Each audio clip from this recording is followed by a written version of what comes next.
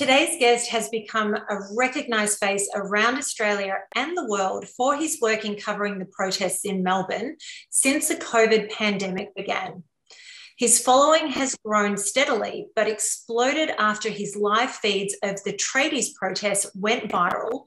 And since then, he has been ridiculed by the ABC, called a propagandist, and mocked for being a wedding photographer. While at the protests, he is praised for his unbiased coverage of what is happening.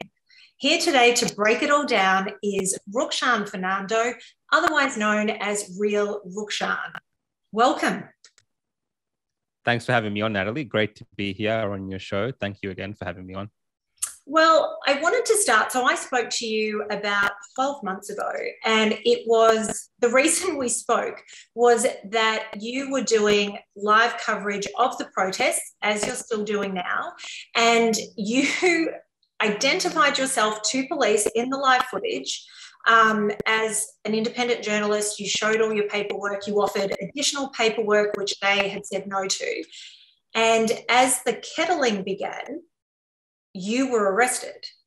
And you explained to them that you were a journalist, you had watched the mainstream journalists be allowed out of the kettle that had formed. Did anything ever come of that? Yeah, I mean, that interview we did, that was very early on into my coverage of these type of protests. And that was my first kind of real interaction with the police in that manner. And but as you've brought up, nothing has actually eventuated since that time. So I have not actually heard anything about it. I've sent in my disagreement about that to the police in terms of contesting the infringement and so forth that was given to me, but I've not heard anything back, and that's been about 8 months since I sent it in. So I'm actually not sure what's going on with that, to be completely honest. So you never even received a fine in the mail, or that was what you responded to? Yeah, I received one of the infringements they gave me on the day, and I've not had any correspondence from the police since. They've acknowledged that they received it via email very early on, but that's about it. And now the protests that were happening last year, they were considerably smaller than what we've seen in recent times. What, in your opinion, what has changed in terms of the vibe of the protesters or the crowd that is there from then to now? Yeah, I think as time has gone on, initially you had a lot of the people who were razor focused on these issues out there protesting. And obviously, as time has gone on, these issues have impacted more and more of the community. So you've had, people who are, for instance, working tradies, for instance, coming in because they've got mandates that impact their work. You have nurses coming to join the protest. You have teachers coming to join the protest. So the makeup of the crowds have changed increasingly, adding to the numbers. And I think that's the biggest difference because, over time, the impact of things that the government have been doing has just become broader. And the mainstream media keep saying that these protests are just anti-vaxxers and anti-lockdown protesters. Is that your experience? Because when you're live streaming, you actually get in amongst the people and talk to them. Yeah, look, that's not my experience at all.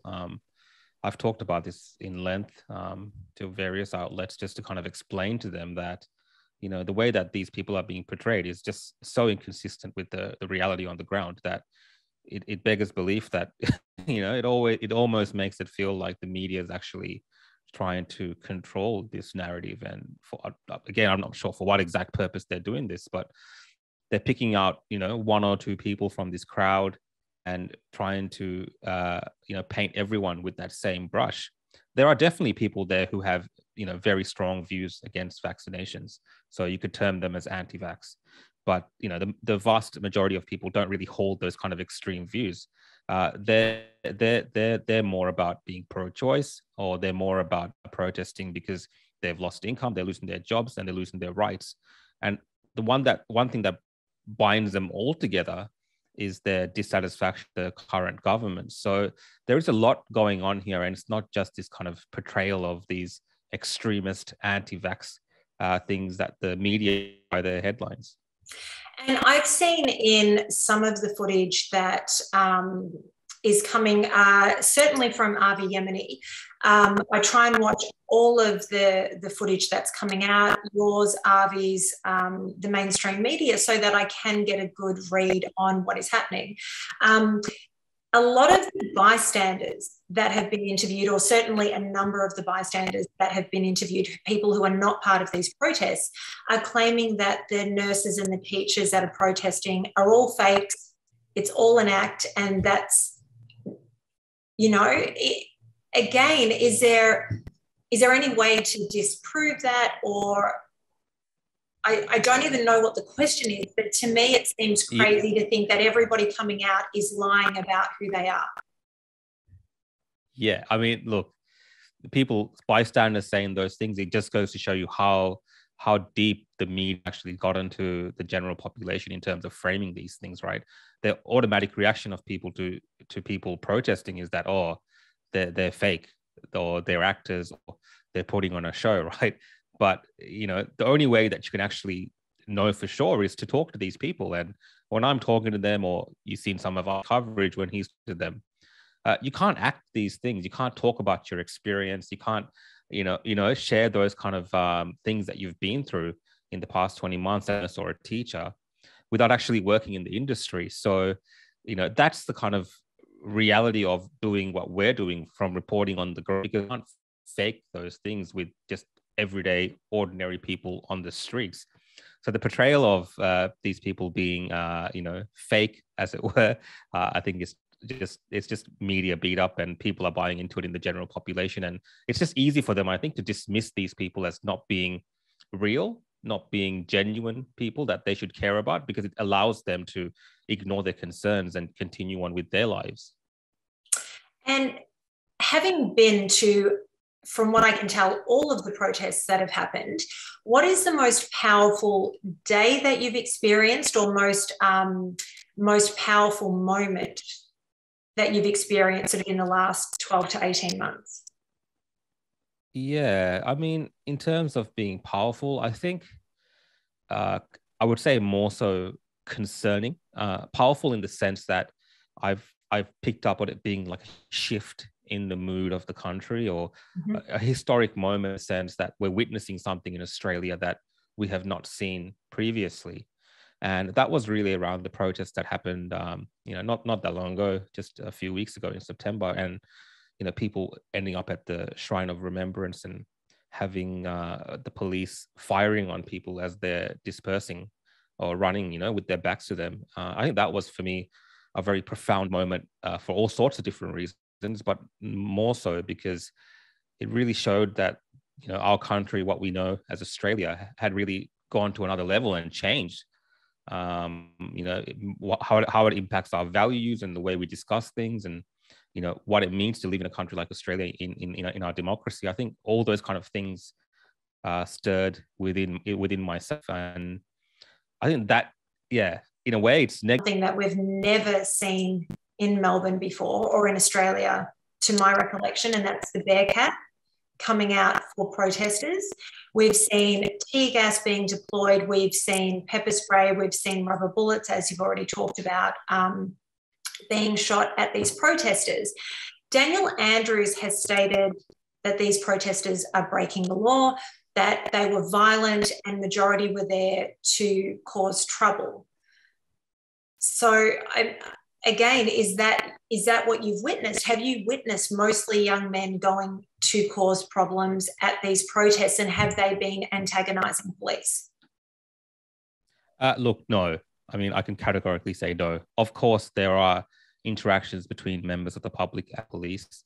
Often, yes, it is young men that get involved in those interactions, but it's a very small minority. Because what's happening in these protests is that people don't actually want to confront the police. They're trying to avoid the police, because if the police, you know, catch you, let me put it in those terms, if they catch you, if they kettle you, whatever it is, you could be walking home with a, $5,000 fine. So no one really particularly wants to engage the police.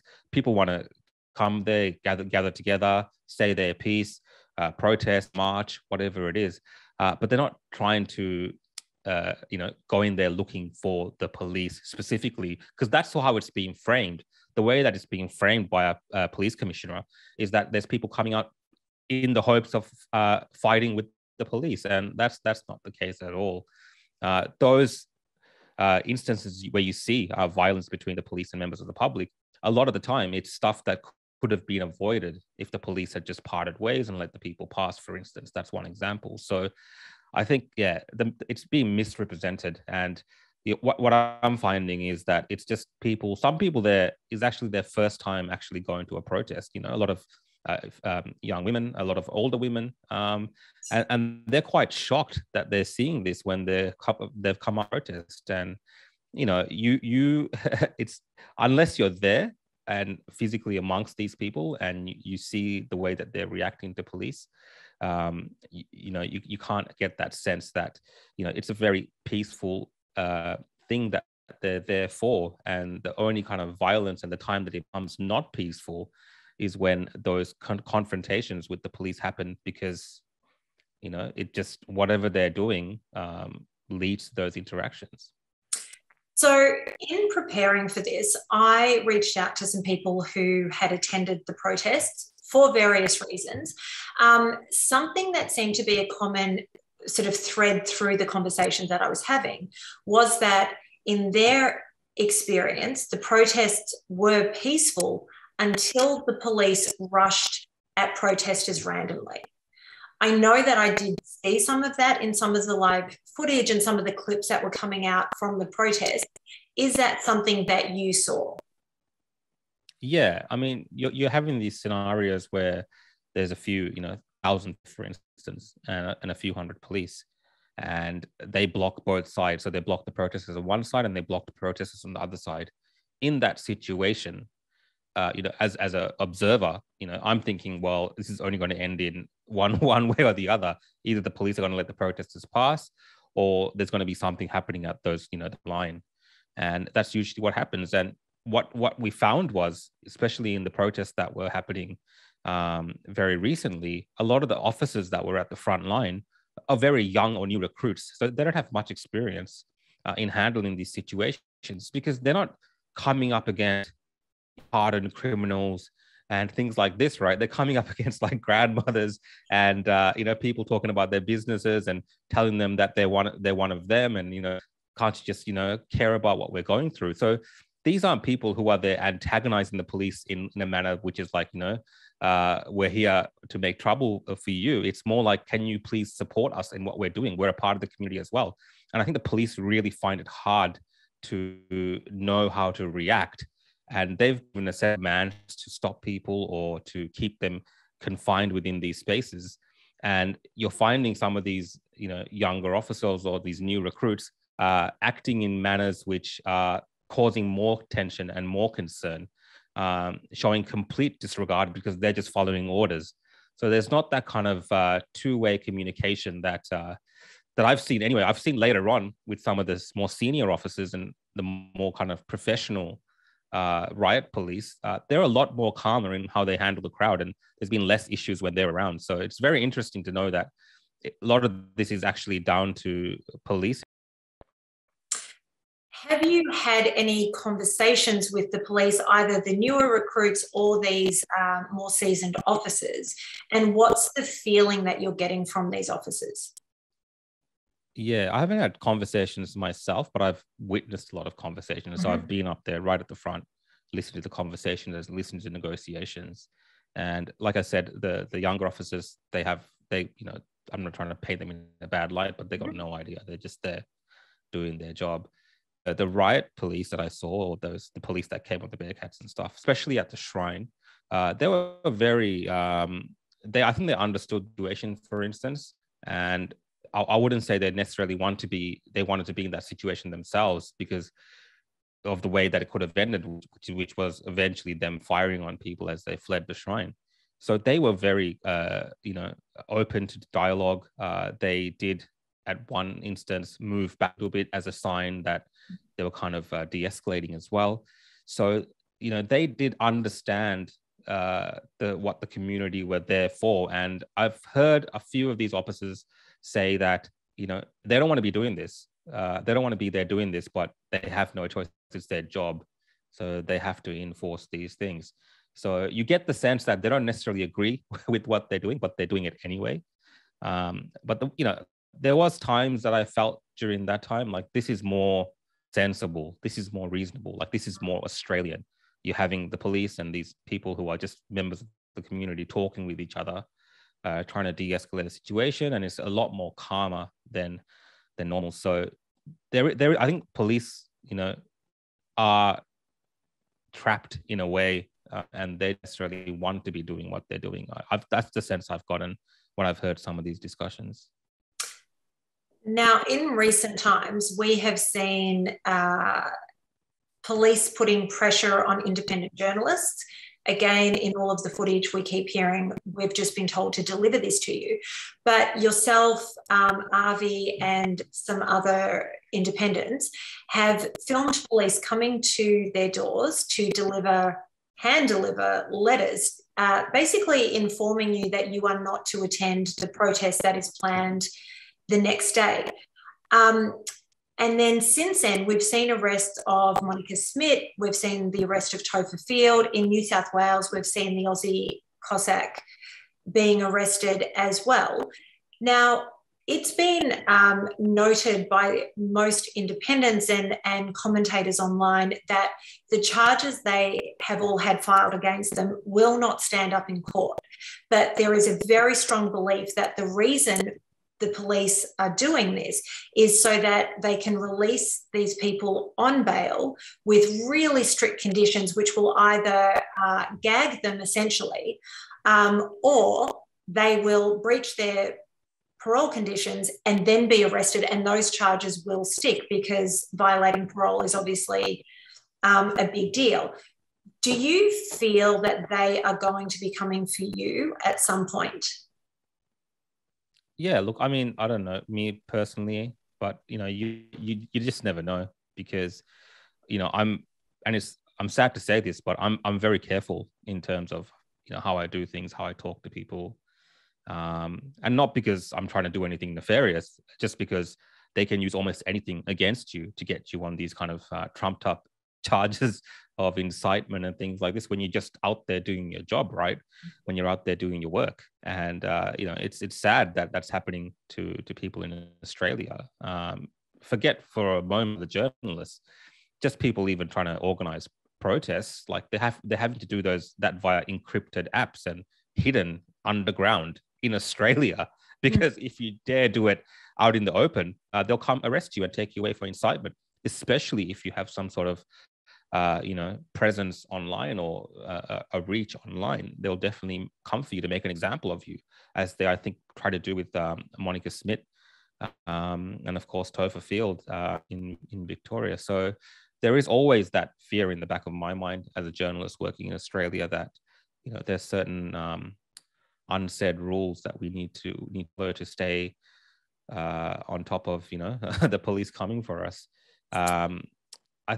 For me, look, a lot of this, I know the police, we can't say they're political as such, but a lot of these arrests feel very politicized. They feel very political. They feel like it's to achieve a political aim, because what's happening is that either they don't want coverage of certain things, right? Or they don't want certain groups or certain individuals having a platform to actually bring people together under the same banner or the same cause, which might be dissent against a certain decision of the government. It's very dangerous territory when you go into this area. And we saw how far it goes, because the police at one point tried to ban mainstream media choppers from covering protests from up above and doing a live stream. They asked for the live streams to be delayed, so people couldn't see exactly what was happening on the ground at that exact time. So there's a coordination between the police, the state, and they were trying to co-opt the media into this as well to, control what's happening on the ground, to control the dissent, and to quell protests against the government, which is, very dangerous territory for democracy to be going down. And I think it should concern every single person, not just independent journalists, like everyone, that the police in Australia is involved in those type of activities. We didn't see this sort of response to the Black Lives Matter protests. Daniel Andrews keeps talking about how this is about the virus and this is about health precautions. But am I wrong in saying that during Black Lives Matter and those protests, the same restrictions were in place? Yeah, look, I mean, the restrictions were slightly different. But even on that Black Lives Matters protest, which had about, a few thousand people marching through the streets of Melbourne, a few weeks before the Black Lives Matter protest, we actually had some first like anti-lockdown style protests in Victoria. And those protests were actually shut down by the police and people were arrested. So, Black Lives thing didn't happen within a vacuum.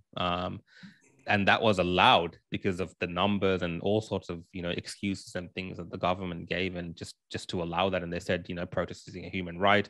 We're going to facilitate safe protests and all this kind of stuff. So I think that double standard, we're still talking about that today because it's a very obvious, clear double standard. And I feel like the government, it's a show of weakness. And I'm not saying that the Black Lives Matter protests shouldn't have been allowed to happen or it should have been shut down, but you have to be seen to be not applying the law selectively, not applying rules selectively.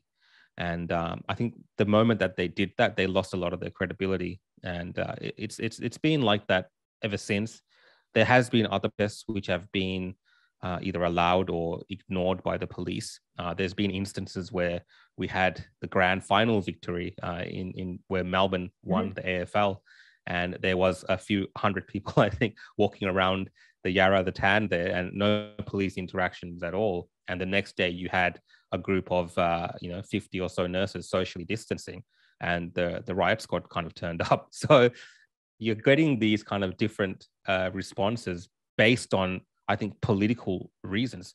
Anything that's against Cho directions, anything that's against the government, anything that's like anti-lockdown is shut down very swiftly. During that time, anything else was kind of either ignored or the police kind of just moved them on without causing too much grief. So I feel like the government feels like they can demonize these anti-lockdown people, blame them for other things, use the police in a tactical manner, in a heavy manner, and just say it's to protect the community. And they're just getting away with it. And I think, besides commentators like yourself, myself, and others in certain political parties calling it out, overall people have not been standing up for these kind of calling out these double standards.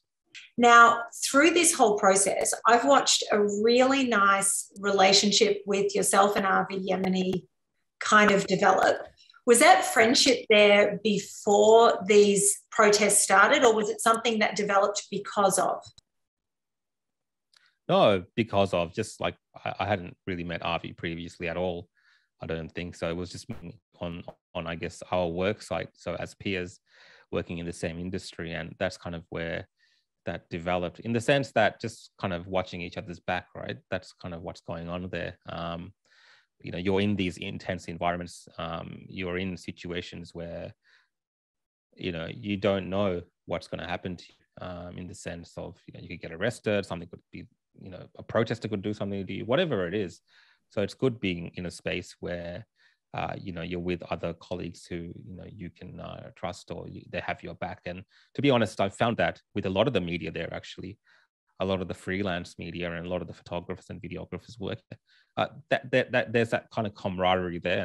And I've had people, other freelance photographers, give me goggles to wear and watch my back, and things like, or give me tips of movements and things like this. So there is that kind of you're there all together in this intense environment, and you're trying to keep everyone safe, because as you've seen, sometimes the media can become the target of something that's going on.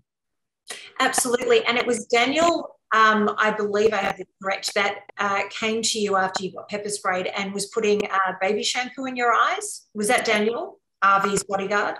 That was Avi's security, yeah. So, I mean, it's great, and they're there to help out me, because to be honest, I'm going there. I'm working for myself. I'm independent. I'm going there by myself, and it's just me and a camera. So when those kind of things happen, I was blinded for a while. So just to have that help there, that was fantastic. And that really did help me in that situation, because for a moment there, I didn't know what was going on. I was watching that footage and I was distressed. Anybody in pain or who has been injured, you were stumbling up the road and you were saying, I can't see, and you're trying to give this running commentary of what's happening for you. But you were actually asking people for help as you were walking up the street. And it looked like at one point you said to some people who were standing in their own front yards, do you have a tap? And they said no. So my question is this. Did they say no because they didn't have a tap, or did they say no because they just didn't want to help anyone that was a part of the protest? Yeah, look, I know I've spent a lot of time with people, and I think I know the Australian values really well, and I think any other occasion people would have helped. I think people are just worried to get caught up in these things and become fined by police and things like this, just because of the intense nature of the scrutiny that people are under, right? So you wouldn't want, for instance, the media to say, oh, they let infected protester into their house and front yard, and then he's got COVID and he spread it to their family and all these kind of stuff. So I think people are very reluctant to help out. I don't think it's a judgment on those particular people that didn't give me water, for instance, in that scenario.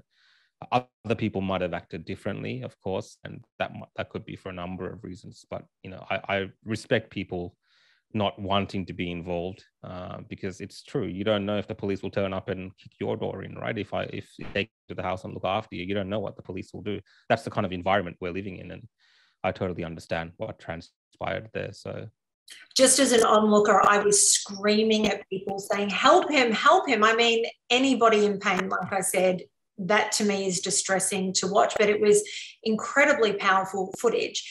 Now, that day, it was yourself. Did Arby, I'm not sure if Arby got sprayed, but certainly there was an age photographer that did get sprayed as well. Do you think the media was intentionally targeted by police that day? Yeah, again, it comes back to the issue that I covered earlier, which was these new recruits, maybe, or these inexperienced police officers that were just going ham with their spray. They were just, you're in between this kind of two, I don't know if you remember that scene, but there's like two cliffs almost on either side, and you're cramped in this space. And you have, cars there as well. It's not just protesters, there's members of the public in their cars in this road. So it's a very kind of precarious situation that these police officers find themselves in.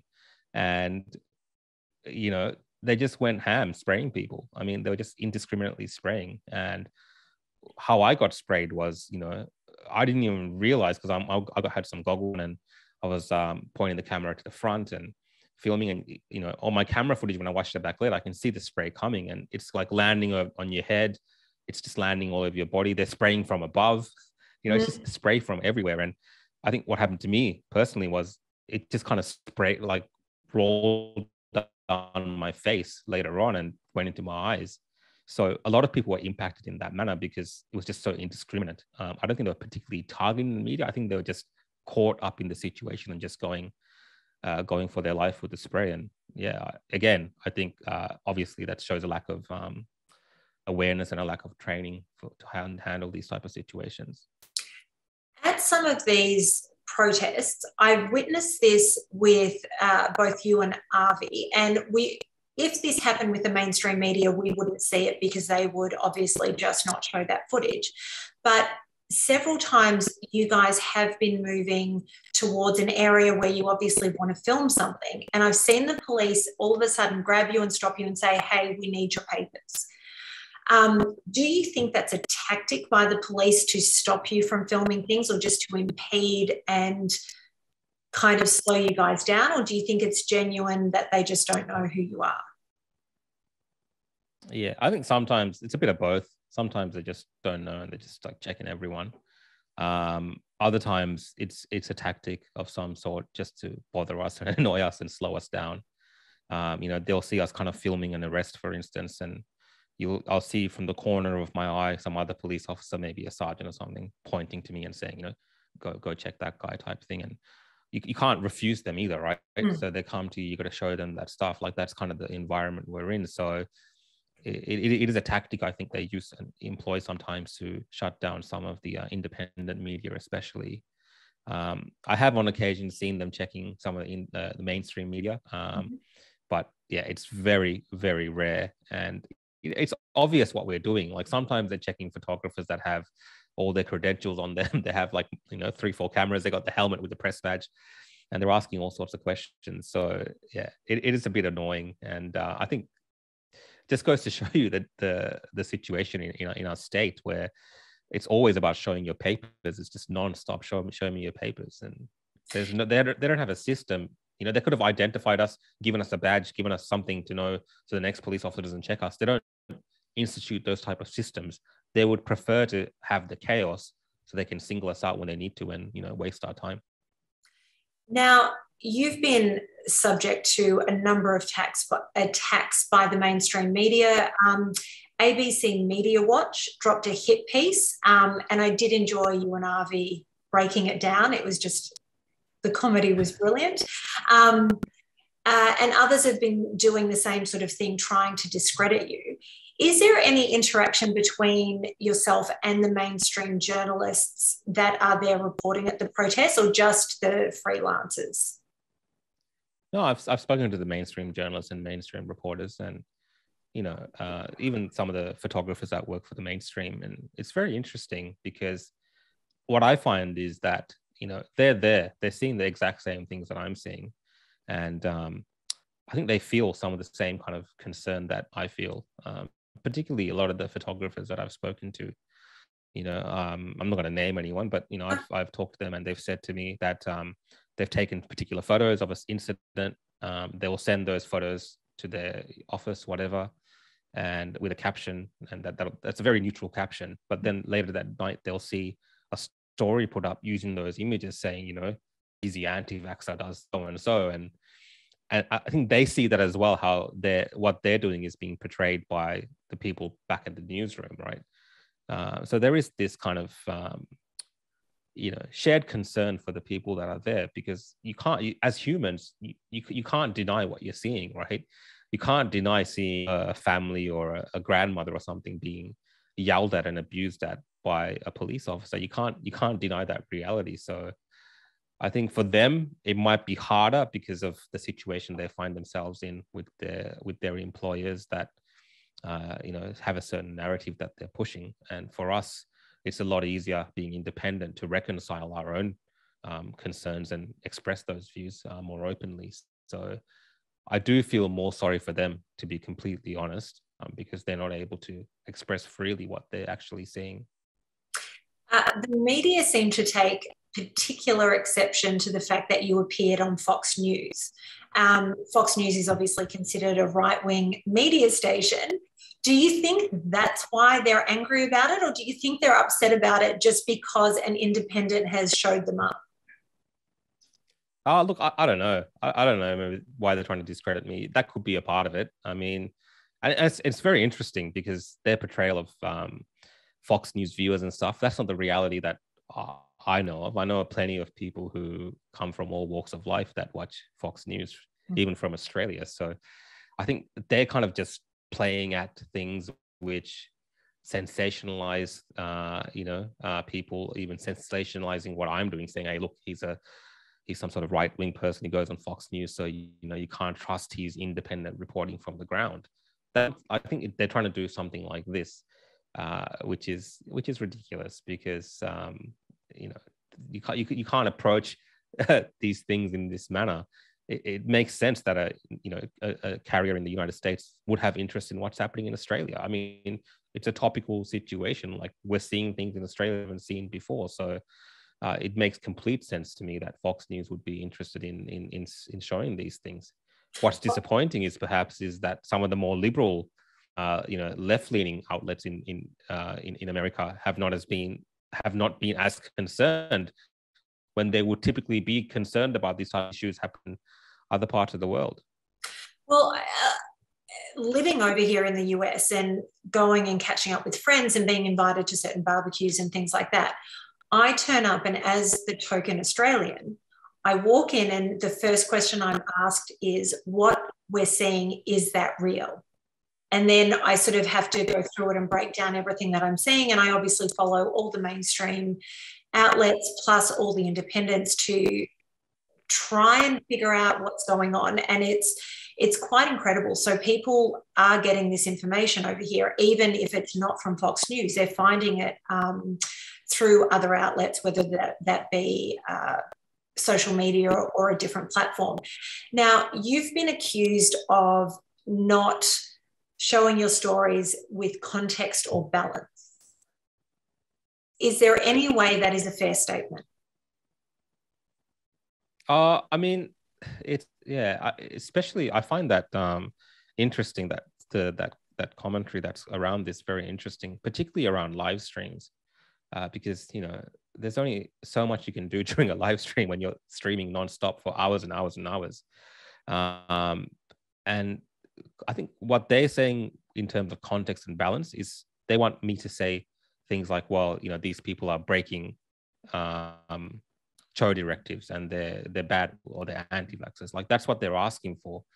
But, on the ground, when you're streaming something like this, it's particularly live streaming, I'm not there to try to judge these people. I'm letting these people speak on camera, and then I'm showing what the police are doing. And my whole reasoning behind that is to allow people who are watching at home, people who I imagine are educated, intelligent, they can come to their own conclusions to make up their own mind from what they've seen.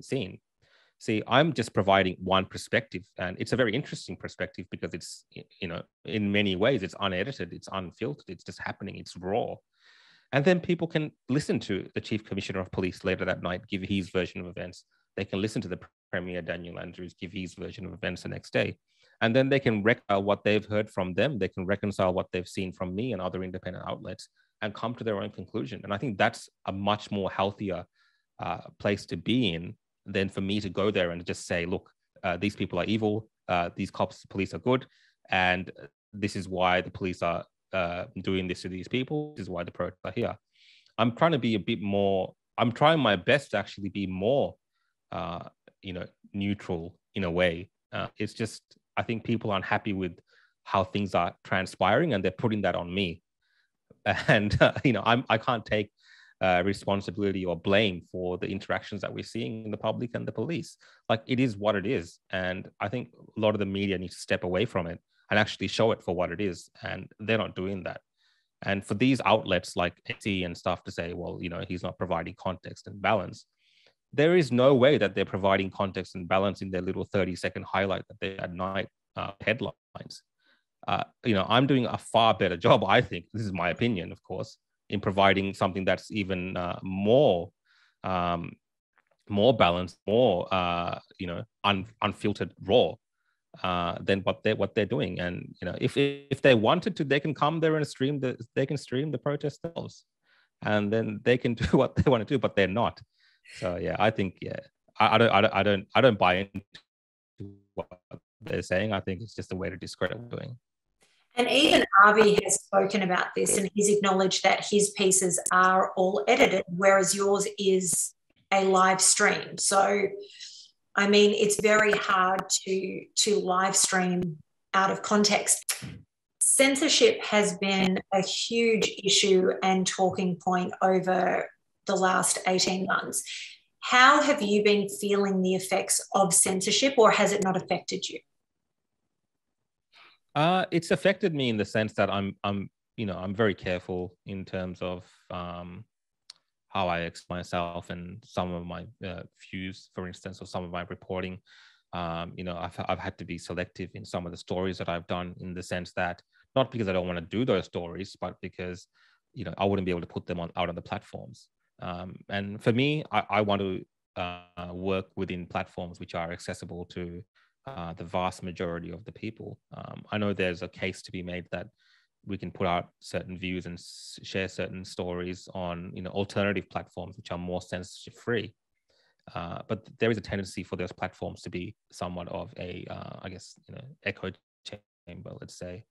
So it's important, at least in the work that I'm doing, to be able to exist on more mainstream platforms. So, let's just say, yeah, I've been doing a bit of self-censorship, which, I'm not proud of, but I think it's the only way to exist on these type of platforms and to get the news stories and to get the opinions that I have out as well. So it's a major issue, and it's been very problematic throughout this whole time, just how much power these big tech giants have amassed and used against their users, for merely wanting to share very valid concerns. And I mean, I'm sure there's numerous examples we can go into, but one that comes to mind is just people sharing their stories about adverse reactions. Like, a lot of those groups have been shut down off mainstream platforms, and then those people have just gone to underground platforms. But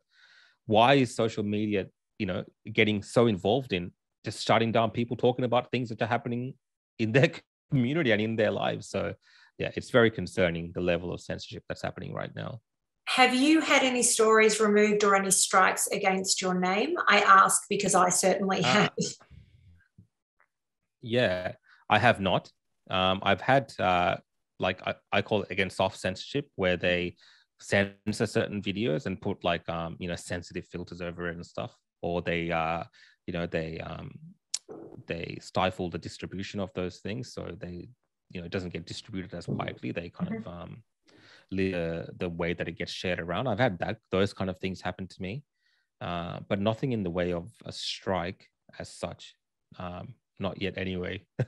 Fingers crossed it stays that way. When COVID first started and then Black Lives Matter happened, I remember sitting over here and having conversations with people and saying, we are living through a moment in history.